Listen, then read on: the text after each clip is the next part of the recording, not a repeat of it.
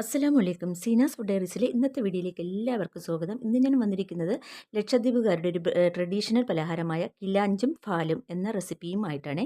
അപ്പോൾ ഈ കിലാഞ്ച് എന്ന് പറയുന്നത് ഒരു പലഹാരവും ഫാലെന്ന് പറയുന്നത് അതിൻ്റെ കൂടെ കോമ്പിനേഷനായിട്ടുള്ള ഒരു കറിയും കൂടിയാണ് കേട്ടോ. ഈ പലഹാരം കല്യാണ സൽക്കാരത്തിനും അതിഥി സൽക്കാരങ്ങൾക്കൊക്കെ ഉണ്ടാക്കി പോരുന്ന ഒരു ഒഴിച്ചുകൂടാൻ പറ്റാത്ത ഒരു റെസിപ്പിയാണ്.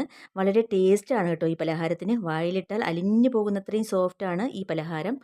അപ്പോൾ ഞാൻ ഈ റെസിപ്പി കണ്ട് മനസ്സിലാക്കി ഉണ്ടാക്കിയെടുത്തപ്പോൾ എനിക്ക് വളരെയധികം ഇഷ്ടപ്പെട്ടു. അതെൻ്റെ കൂട്ടുകാർക്കും കൂടി ഷെയർ ചെയ്യാമെന്ന് വിചാരിച്ചു. അങ്ങനെയാണ് ഞാൻ ഈ റെസിപ്പി നിങ്ങളുമായിട്ട് ഒന്ന് പങ്കുവയ്ക്കുന്നത്. അപ്പോൾ ലക്ഷദ്വീപുകാരുടെ ഈ ട്രഡീഷണൽ ആയിട്ടുള്ള പലഹാരം എങ്ങനെയാണ് ഉണ്ടാക്കിയെടുക്കുന്നത് നോക്കാം. അപ്പോൾ നമുക്ക് വീഡിയോയിലേക്ക് പോകാം. അപ്പോൾ ഇതിനു വേണ്ടി ഞാൻ ആദ്യമായിട്ടൊരു പാത്രം എടുത്തിട്ടുണ്ടേ. അപ്പോൾ ഇതിലേക്ക് ഞാനൊരു 1.5 കപ്പ് പച്ചരി അളന്നിട്ട് കൊടുക്കുകയാണ്. 250 ml മെഷറിംഗ് കപ്പിന് 1.5 കപ്പ്.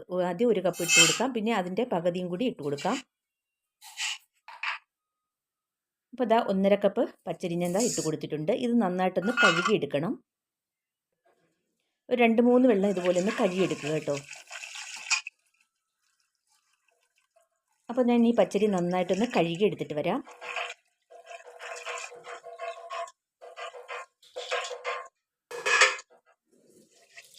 അതിൻ്റെ അഴുക്കും പൊടിയൊക്കെ കളഞ്ഞിട്ട് നന്നായിട്ട് കഴുകിയെടുക്കുക.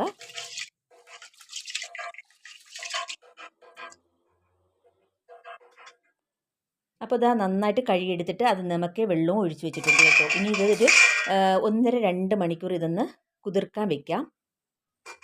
അപ്പോൾ ഇതാ 2 മണിക്കൂറായിട്ടുണ്ട്. നമ്മുടെ പച്ചരി നന്നായിട്ട് കുതിർന്ന് കിട്ടിയിട്ടുണ്ട് കേട്ടോ. കണ്ടില്ലേ? ഇനി നമുക്ക് ഈ വെള്ളം ഒന്ന് കളഞ്ഞിട്ട് നമുക്ക് ഈ പച്ചരി ഒരു ജാറിലേക്ക് ഇട്ട് കൊടുക്കണം. അപ്പോൾ ഇതാ വെള്ളം എല്ലാം കളഞ്ഞെടുത്തിട്ടുണ്ട്. ഇനി നമുക്ക് ഈ പച്ചരി ജാറിലേക്ക് ഇട്ട് കൊടുക്കാം.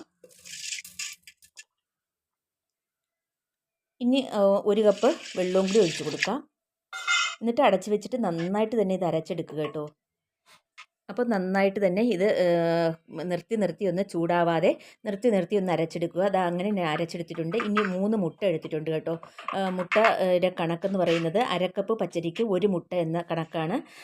1.5 കപ്പ് പച്ചരിക്ക് 3 മുട്ട. ഇതിൽ കൂടുതൽ ചേർക്കരുത് കേട്ടോ. ഇതിൽ കൂടുതൽ ചേർത്താൽ ആ പലഹാരത്തിന് കൂടുതൽ മഞ്ഞ നിറവും പിന്നെ ആ മുട്ടയുടെ സ്മെല്ല് മുന്തി നിൽക്കും. അതുകൊണ്ട് 1.5 കപ്പ് പച്ചരിക്ക് 3 മുട്ട ധാരാളം മതി. എന്നിട്ട് ഇനി നന്നായിട്ട് അടിച്ചെടുക്കുക.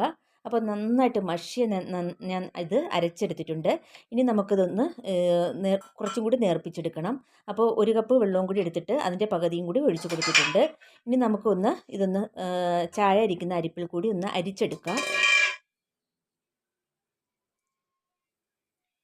അപ്പോൾ ഒരു പാത്രത്തിലേക്ക് നമുക്ക് അരിച്ച് ഒഴിച്ച് കൊടുക്കാം. നന്നായിട്ട് അരയണം കേട്ടോ. നമ്മുടെ കിണ്ണത്തപ്പത്തിനൊക്കെ അരയുന്നത് പോലെ അരച്ചെടുക്കണം. ഒരു തരിയും വരാൻ പാടില്ല. അഥവാ തരി വന്നാലാണ് നമ്മൾ ഇതുപോലെ അരിച്ചെടുക്കുന്നത്. ഇപ്പം എനിക്ക് തരിയൊന്നും ഇല്ലായിരുന്നു കേട്ടോ. നന്നായിട്ട് ഞാൻ അരച്ചെടുത്തിട്ടുണ്ടായിരുന്നു. അപ്പോൾ ഇതാ മൊത്തവും ഞാൻ അരിപ്പയിൽ കൂടി അരിച്ചെടുത്തിട്ടുണ്ട്.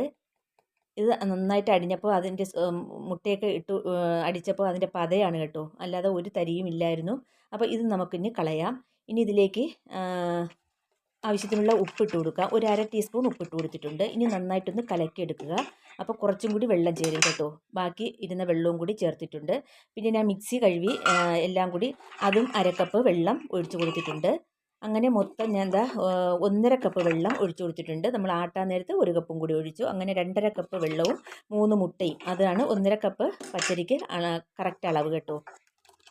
അപ്പോൾ ഇതാ നന്നായിട്ട് ലൂസായിട്ടുണ്ട്. നമ്മുടെ കിണ്ണത്തപ്പത്തിനൊക്കെ ലൂസാക്കുന്നത് പോലെ ലൂസാക്കി എടുക്കുക. ഇനി ഒരു പാൻ അടുപ്പത്ത് വെക്കുക. ലോ ടു മീഡിയം ഫ്ലെയിമിൽ വെച്ച് കൊടുത്തിട്ട് പാൻ ഒന്ന് ചൂടാകുമ്പോൾ ഈ സ്പൂണിന് ഒരു 3/4 സ്പൂൺ വെച്ച് ഇതിലേക്ക് ഒഴിച്ച് കൊടുക്കുക. കയ്യിടം തന്നെ ഇതുപോലെ നന്നായിട്ട് നൈസായിട്ട് ചുറ്റിച്ച് കൊടുക്കുക കേട്ടോ. എന്നിട്ട് വീണ്ടും വെച്ചിട്ട് 1 മിനിറ്റ് കഴിയുമ്പോൾ ഇതിൻ്റെ സൈഡൊക്കെ നന്നായിട്ട് വിട്ട് വരും. മധ്യമൊക്കെ നന്നായിട്ട് വെന്തും കിട്ടും.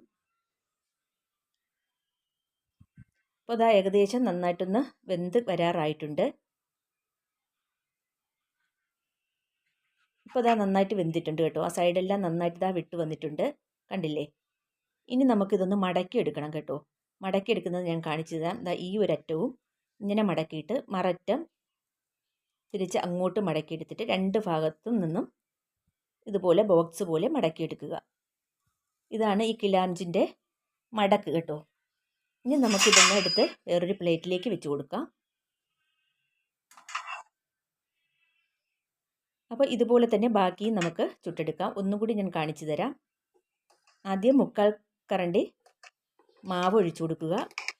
കൈയുടൻ തന്നെ അതൊന്ന് ചിറ്റിച്ചു കൊടുക്കുക. ഇതിൽ കൂടുതൽ ഒഴിക്കാൻ പാടില്ല കേട്ടോ, എങ്കിൽ കൂടുതൽ കട്ടിയാവും. ഇതിന് കട്ടിയാവാൻ പാടില്ല, നല്ല നൈസായിരിക്കണം.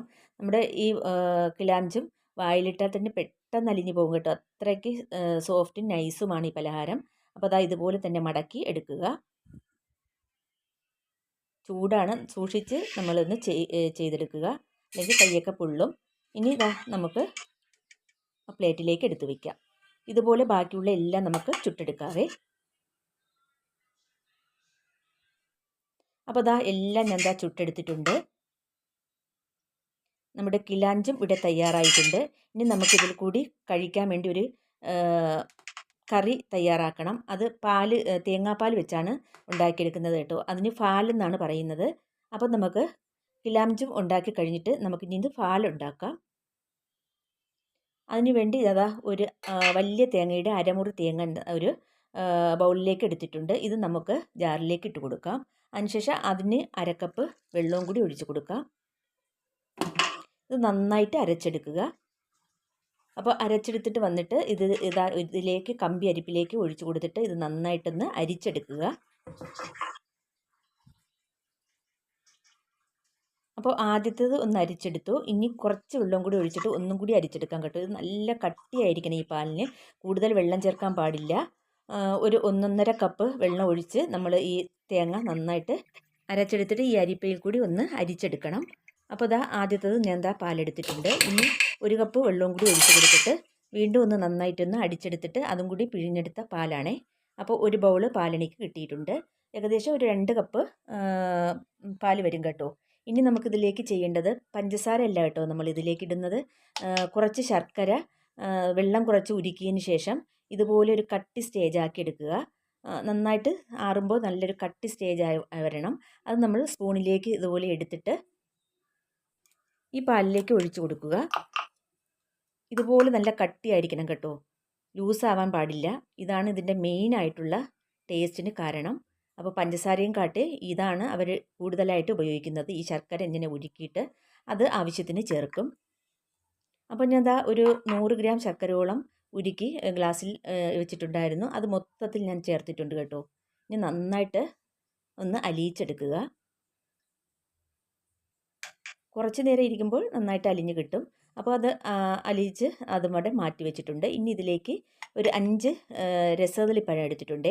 രസതളിപ്പഴം അല്ലെങ്കിൽ പൂവമ്പഴം, ഇത് ഏതെങ്കിലും ഒരു പഴമാണ് ഇതിന് ഉപയോഗിക്കുന്നത്, വേറൊരു പഴവും ഉപയോഗിക്കില്ല. അപ്പോൾ 5 പഴവും ഞാൻ വട്ടത്തിൽ ചെറുതായിട്ട് അരിഞ്ഞിട്ട് എടുത്തിട്ടുണ്ട്. ഇനി നമുക്ക് നമ്മുടെ ഈ പാലിലേക്ക് ഇട്ട് കൊടുക്കാം. അപ്പോൾ ഇത് നന്നായിട്ട് ശർക്കരയൊക്കെ അലിഞ്ഞ് കിട്ടിയിട്ടുണ്ട് കേട്ടോ. ഇനി നമുക്ക് ഈ പാലിലേക്ക് ഈ പഴം ഇട്ട് കൊടുക്കാം. എന്നിട്ടൊന്ന് ഇളക്കി കൊടുക്കുക. മധുരം ബാലൻസ് ചെയ്യാൻ വേണ്ടി ഒരു നുള്ളു ഉപ്പും കൂടി ഇട്ട് കൊടുക്കാം. ഇനി നന്നായിട്ടൊന്ന് ഇളക്കി കൊടുക്കുക. ഇതാണ് നമ്മുടെ കിലാംജിനുള്ള കോമ്പിനേഷനായിട്ടുള്ള കറി കേട്ടോ. വളരെ ടേസ്റ്റിയാണ്. പറഞ്ഞറിയിക്കുന്നതിനേക്കാളും അപ്പുറമാണ് ഇതിൻ്റെ ടേസ്റ്റ്. അപ്പോൾ നിങ്ങൾ ഉണ്ടാക്കി തന്നെ കഴിച്ച് നോക്കണം. അത്രയ്ക്ക് ടേസ്റ്റാണ്. വായിലിട്ടാൽ അലിഞ്ഞു പോകുന്ന തരത്തിലുള്ള ഒരു പലഹാരമാണിത്. ലക്ഷദ്വീപുകാരുടെ ഒഴിച്ചുകൂടാൻ പറ്റാത്ത ഒരു ട്രഡീഷണലായിട്ടുള്ളൊരു പലഹാരമാണ്. അവരുടെ കല്യാണങ്ങൾക്കും അതിഥി സൽക്കാരങ്ങൾക്കൊക്കെ ഉപയോഗിച്ച് പോരുന്ന ഒരു പലഹാരമാണ്. അവർക്ക് എന്തെങ്കിലും ഇതൊരു ആഘോഷമുണ്ടെങ്കിൽ ഇതില്ലാത്തൊരു പലഹാരമില്ല. അത്രയ്ക്ക് ടേസ്റ്റാണ് ഈ പലഹാരത്തിന്. അവർ നമ്മളെപ്പോലെ ഇതുപോലെ പാനിലല്ല ഉണ്ടാക്കിയെടുക്കുന്നത് കേട്ടോ. ഒരു പ്രത്യേകതരം പാത്രം ഇതിനു വേണ്ടി അവർ ഒഴിച്ചു വെച്ചിരിക്കും. അതിലാണ് അവരിത് ഈ കിലാംജും ഉണ്ടാക്കുന്നത്. അപ്പോൾ നമ്മുടെ സോഫ്റ്റ് ആയിട്ടുള്ള കിലാംജും എല്ലാം ചുട്ടെടുത്തിട്ടുണ്ട്. വളരെ സോഫ്റ്റാണ് കേട്ടോ. അപ്പോൾ അതിനു വേണ്ടിയുള്ള പാലും തയ്യാറാക്കി എടുത്തിട്ടുണ്ട്. കൊച്ചുകുട്ടികൾക്കൊക്കെ വളരെ ഇഷ്ടപ്പെടും. കൊച്ചുകുട്ടികൾക്ക് നല്ല വലിയവർക്കും വളരെയധികം ഇഷ്ടപ്പെടുന്ന ഒരു പലഹാരമാണ് ഈ കിലാംജും പാലും. അപ്പോൾ എല്ലാവരും ഒന്ന് ഉണ്ടാക്കി നോക്കുക, എല്ലാവർക്കും ഇഷ്ടപ്പെടും തീർച്ചയാണ്. അപ്പോൾ ഇത് കഴിക്കേണ്ട രീതി ഒന്ന് കാണിച്ചു തരാം. ഇതുപോലെ ഒരു പ്ലേറ്റിലേക്ക് ഒന്നെടുത്ത് വെച്ചിട്ട് ഈ പാലൊന്ന് ഇതിൻ്റെ പുറത്തൂടെ ഒഴിച്ചു കൊടുക്കും. പാലും പഴവുമായിട്ട് ചേർത്ത് ഒഴിച്ചു കൊടുത്തിട്ട് നമ്മൾ ഇത്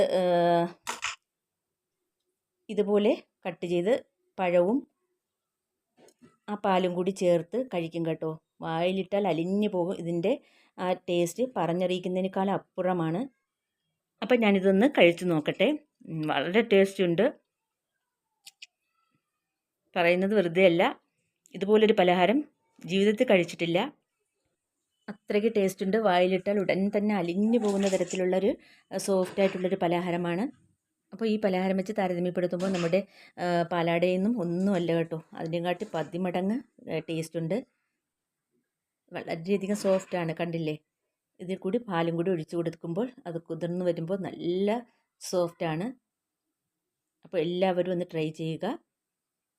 അപ്പോൾ ഇന്നത്തെ വീഡിയോ നിങ്ങൾക്ക് എല്ലാവർക്കും ഇഷ്ടമായെന്ന് വിചാരിക്കുന്നു. വീഡിയോ ഇഷ്ടമായാൽ ലൈക്ക് ചെയ്യാനും ഷെയർ ചെയ്യാനും കമൻറ്റ് ചെയ്യാനൊന്നും മറന്നു പോകരുതേ. പിന്നെ എൻ്റെ വീഡിയോ ആദ്യമായിട്ട് കാണുന്ന കൂട്ടുകാരും കണ്ടിട്ട് ഇതുവരെ സബ്സ്ക്രൈബ് ചെയ്യാത്ത കൂട്ടുകാരും ഉണ്ടെങ്കിൽ പ്ലീസ് ഒന്ന് സബ്സ്ക്രൈബ് ചെയ്ത് ഒന്ന് സപ്പോർട്ട് ചെയ്യണേ. ആ തൊട്ടടുത്ത ബെൽ ബട്ടണും കൂടി ഒന്ന് പ്രസ് ചെയ്ത് ഓൾ എന്ന ഓപ്ഷനും കൂടി എനേബിൾ ചെയ്താൽ ഞാൻ ചെയ്യുന്ന എല്ലാ വീഡിയോസിൻ്റെയും നോട്ടിഫിക്കേഷൻ ഉടൻ തന്നെ നിങ്ങൾക്ക് ലഭിക്കും. അപ്പോൾ പ്ലീസ് സബ്സ്ക്രൈബ് ചെയ്തൊന്ന് സപ്പോർട്ട് ചെയ്യുക. ഇതുപോലെ നല്ല വീഡിയോസുമായി വീണ്ടും വരാം. അതുവരേക്കും എല്ലാവർക്കും താങ്ക് യു.